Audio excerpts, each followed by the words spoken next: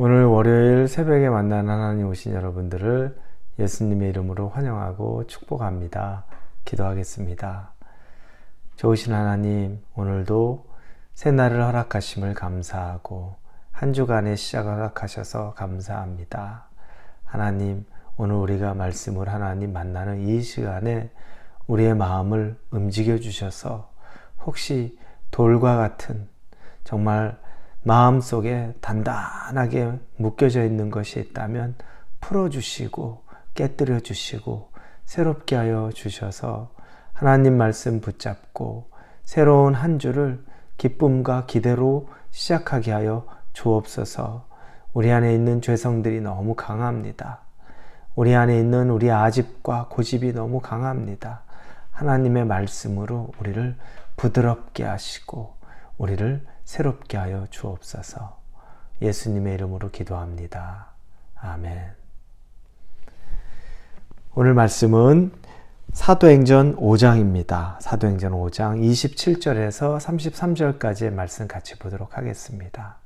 사도행전 5장 27절에서 33절입니다. 우리 같이 27절부터 보겠습니다. 그들을 끌어다가 공회 앞에 세우니 대제사장이 물어 이르되 우리가 이 이름으로 사람을 가르치지 말라고 엄금하였으되 너희가 너희 가르침을 예루살렘에 가득하게 하니 이 사람의 피를 우리에게로 돌리고자 함이로다. 베드로와 사도들이 대답하여 이르되 사람보다 하나님께 순종하는 것이 마땅하니라. 너희가 나무에 달아 죽인 예수를 우리 조상의 하나님이 살리시고 이스라엘에게 회개함과 죄사함을 주시려고 그를 오른손으로 높이사 임금과 구주로 삼으셨느니라. 우리는 이 일의 증인이요 하나님이 자기에게 순종하는 사람들에게 주신 성령도 그러하니라 하더라. 그들이 듣고 크게 노하여 사도들을 없이하고자 할세. 아멘.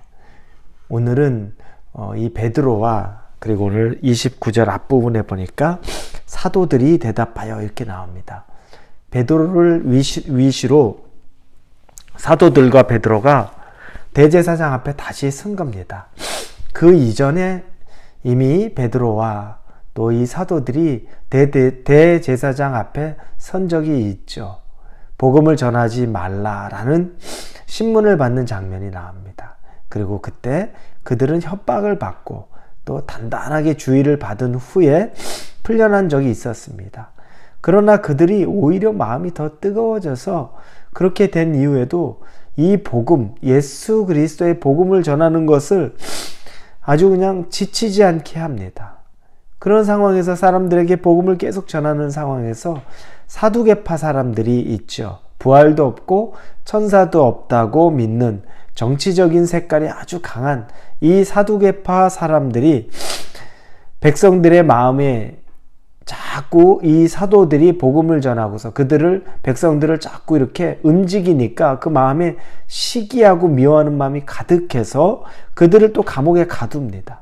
이게 사도행전 5장 17절부터 19절까지의 내용입니다. 그런데 그 밤중에 주의 천사가 나타나서 감옥의 문을 열고 사도들을 끌어내 줍니다. 그리고 나서 가서 성전에 서서 백성들에게 새 생명의 말씀을 모두 전하라고 명령하는 거죠. 신비한 일이 있습니다. 기적이죠. 기적이 있는데 기적의 이유가 분명합니다. 너희가 이제 나가서 계속 그 복음을 전하라는 겁니다. 여러분, 하나님이 우리에게 기적을 주시는 이유는 크게 또 우리를 세우려는 것, 또 하나님이 당신의 존재를 나타내려고 우리에게 하시는 기적들이 있습니다. 그리고 또 우리에게 큰 기적은 당신의 일이 끊임없이 진행되도록 하나님의 이 일들이 계속 우리를 통해 이루어지기를 원하는 마음으로 하나님이 그 기적을 이루실 때가 있습니다. 제자들은 지금 그걸 경험한 겁니다. 그들의 힘으로는 감옥을 나올 수가 없습니다. 지키는 사람이 있고 간수들이 가득한 감옥을 그들이 어떻게 나옵니까? 그런데 하나님이 주의 천사를 보내서 그들이 감옥에 나오게 만든 겁니다. 왜냐? 하나님의 일을 맡기기 위해서라는 겁니다. 그러자 그들이 그렇게 나와서 다시 예루살렘을 돌아다니면서 복음을 막 전합니다. 의아하죠. 이미 감옥에 넣었는데 그리고 그들을 관리하는 사람들, 지키는 사람들까지 같이 했는데 그들이 감옥에서 나와서 복음을 전하는 그 상황이 되니까 말도 안 되는 상황이 벌어지니까 난리가 또 난 겁니다. 그때 되자 그들이 다시 이 대제사장에게 끌려가서 신문을 받게 되는 겁니다. 그 앞에 서는 겁니다. 그러니 대제사장이 말하죠. 우리가 너희한테 말하지 않았느냐? 절대 예수의 이름으로 복음 전하지 마라. 다른 사람들에게 그런 예수의 이름, 예수의 죽음, 네가 그걸 얘기하는 거, 그 책임이 우리한테 있다는 거 말하려고 자꾸 너가 그렇게 사람들에게 전하는 것 아니냐? 이렇게 해서 엄포를 놓고 있습니다. 근데 그때 그러면서 그 말을 더 이상 하지 말라고 얘기하죠. 그때 29절에 보니까 베드로와 사도들이 대답하여 이르되 사람보다 하나님께 순종하는 것이 마땅하니라. 이렇게 말합니다. 그들은 대제사장이 아무리 힘이 있고 사두개인들이 아무리 정치적인 권력을 가졌다고 해도 사람의 말을 듣고 그들의 말에 순종해서 겁을 먹고 중단하는 것, 그거보다 하나님의 말씀에 순종하는 것이 마땅하다는 거죠. 그런데 이런 담대함을 얻었던 건 여러분 이미 앞서 간증들이 있는 겁니다. 계속. 사람은 두려워할 수 있습니다. 그런데 하나님이 선명하게 보여주시는 겁니다. 감옥에서조차 그들을 끄집어내서 하나님이 그들을 통해 일하기를 원한다는 메시지를 주는 것. 이런 경험들을 하니까 예루살렘 곳곳을 돌아다니면서 예수를 죽인 자들, 우리가 예수를 죽였다라고 사람들에 대해서 그 사람들이 싫어할 말을 하는데도 전혀 거리낌이 없는 겁니다. 왜냐하면 살아계신 하나님을 경험하기 때문입니다. 여러분이 주저하는 이유, 여러분이 뭔가 쭈뼛쭈뼛하는 이유는 살아계신 하나님을 경험하지 못했기 때문입니다. 내 안에 계시는 성령님의 역사를 경험하지 못했기 때문에 쭈뼛쭈뼛될 수밖에 없습니다. 주춤할 수밖에 없습니다. 자신감도 없고 담대함도 없습니다. 그러니까 확신이 없는 거죠.